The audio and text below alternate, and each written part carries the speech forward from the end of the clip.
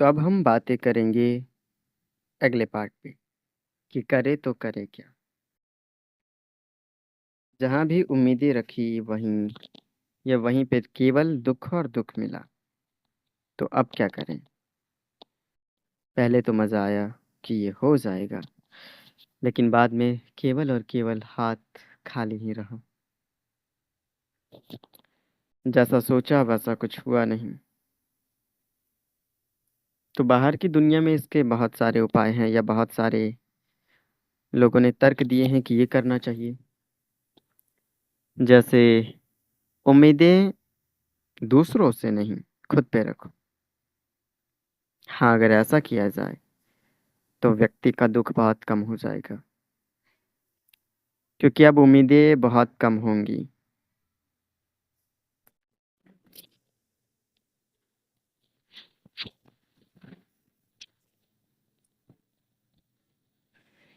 अगर उम्मीदें खुद पे ही रखें तो वाकई दुख बहुत कम हो जाएगा, क्योंकि अब उम्मीदें बहुत कम हो जाएंगी। अब लोगों पे उम्मीदें ना होंगी, एक्सपेक्टेशन भी कम हो जाएगा, चीज़ों पे भी उम्मीदें ना होंगी। तो जहाँ उम्मीदें ना होंगी वहाँ दुख भी तो ना होगा, और होगा तो बहुत कम होगा।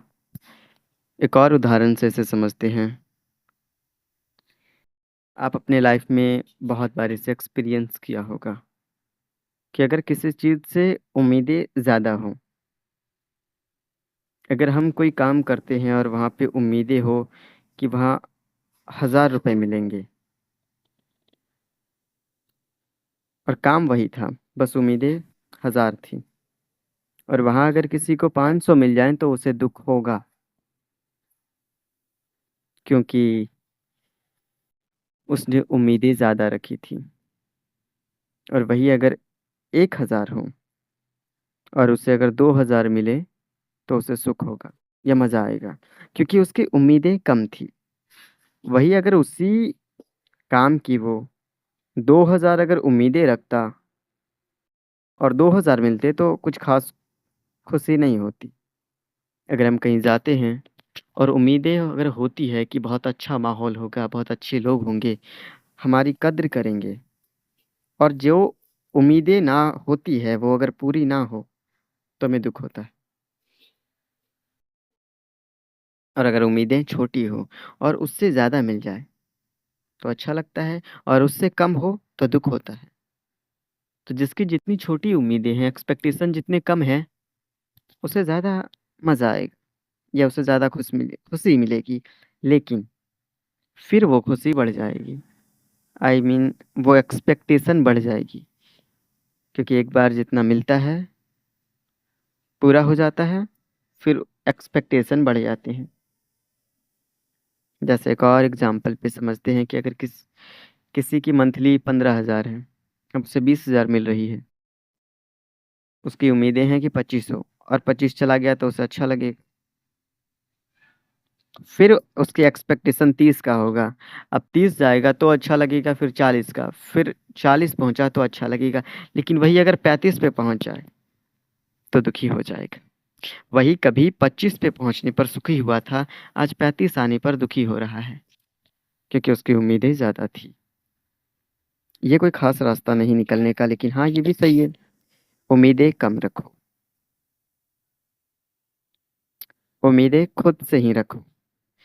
अब खुद से कितना उम्मीदें रखोगे, बहुत कम, दुख भी बहुत कम होगा। लेकिन अगर खुद से भी बहुत बार ज़्यादा उम्मीदें रख ली जाती है तो क्या होता है, यहाँ पे भी दुख होता है। तो अब करे क्या। तो बहुत सारे दार्शनिक या बहुत सारे विद्वान जो हुए हैं उनका कहना था कि जो सच है उसके आधार पे एक्सपेक्टेशन रखो। यानी कि कांच, अगर कोई कांच है तो उससे बॉल की तरह उछलने की उम्मीदें ना रखी जाए, क्योंकि वो टूटेगा ही टूटेगा। अगर सूरज है तो सूरज से चौबीसों घंटा उगने की उम्मीदें ना रखी जाए, वो 12 घंटा ही निकलता है और चला जाता है। उसी तरह अगर कोई व्यक्ति जितने ही काबिल है या जितना ही योग्य है उससे उतनी ही उम्मीदें रखो, उतनी ही एक्सपेक्टेशन होनी चाहिए। जो सच है उसे जानो।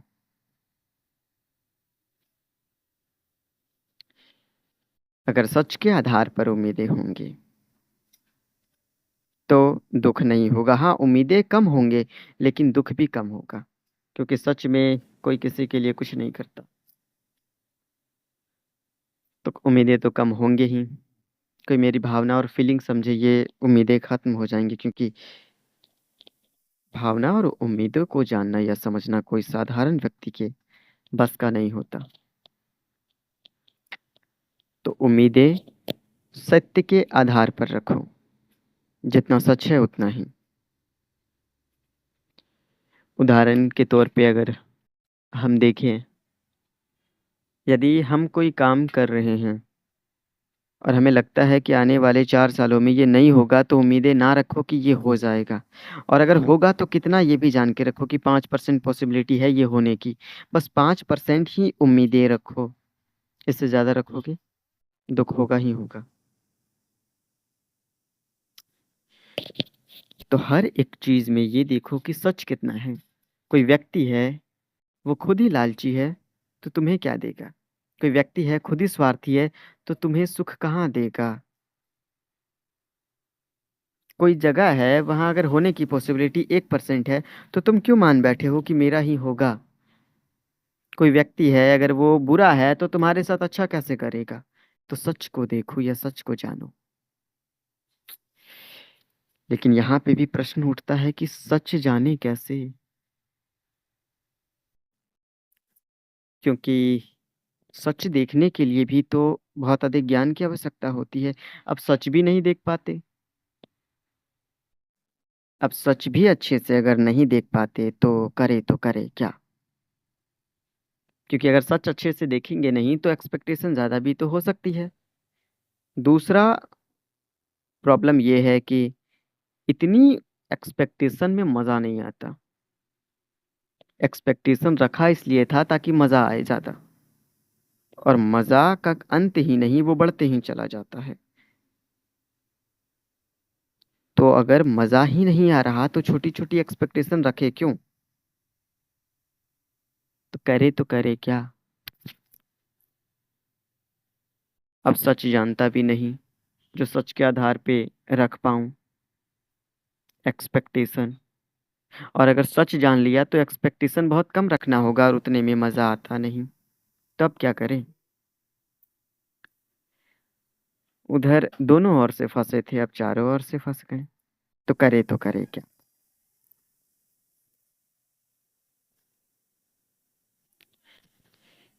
तो देखो भाई, इतना सरल नहीं ये सारी चीजें, और कठिन भी नहीं, बस तुमने किया नहीं, इसी कारण से दिक्कत है। किसी चीज को अगर पूरी तरह जीतना है तो पूरी तरह जानना भी होगा। जीवन में अगर सुख चाहिए तो सुख या सुखी व्यक्ति के जैसे बनना भी होगा। ज्ञान को बढ़ाना ही होगा। ज्ञान बढ़ाओगे तभी सच को देख पाओगे। और ज्ञान तभी बढ़ेगा जब इस मूर्खता भरी दुनिया से थोड़ा हट के अपनी ओर आओगे। पर आना नहीं, लगता है वही मजा है, वही जिंदगी है बाहर ही। तो भटको जब तक भटकना है, थक जाओ तब आना।